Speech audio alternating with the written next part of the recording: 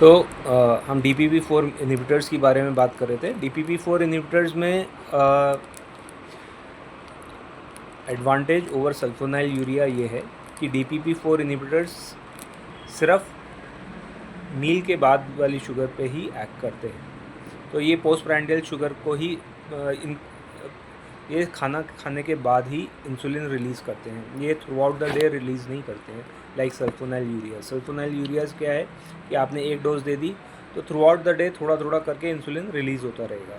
लेकिन DPP-4 inhibitors जिसमें कि विल्डाग्लिप्टिन, सीटाग्लिप्टिन, सैक्साग्लिप्टिन, ऐसे कई सारे ड्रग्स हैं जिनके आखिर में ग्लिप्टिन आता है, लिनाग्लिप्टिन। तो ये ड्रग्स जो हैं आते हैं और इनका एडवांटेज ये है कि ये सिर्फ खाना खाने के बाद इंसुलिन सिक्रीशन बढ़ाते हैं। तो इनमें हाइपोग्लाइसीमिया का रिस्क बहुत कम होता है या much safer.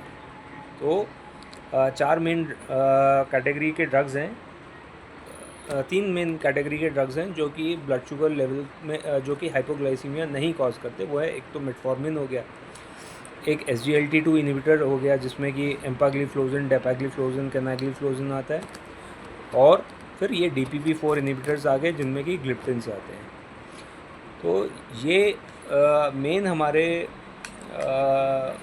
Oral hypoglycaemic agents हैं जो कि मतलब टैबलेट्स के फॉर्म में अवेलेबल हैं, जिससे कि हम पेशेंट के ब्लड शुगर लेवल्स को कंट्रोल करते हैं। अगर आप इसे इतना समझ लेंगे तो आप 90% जो डायबिटीज़ का मैनेजमेंट है ऑन आउट पेशेंट बेसिस आप मैनेज कर सकते हैं।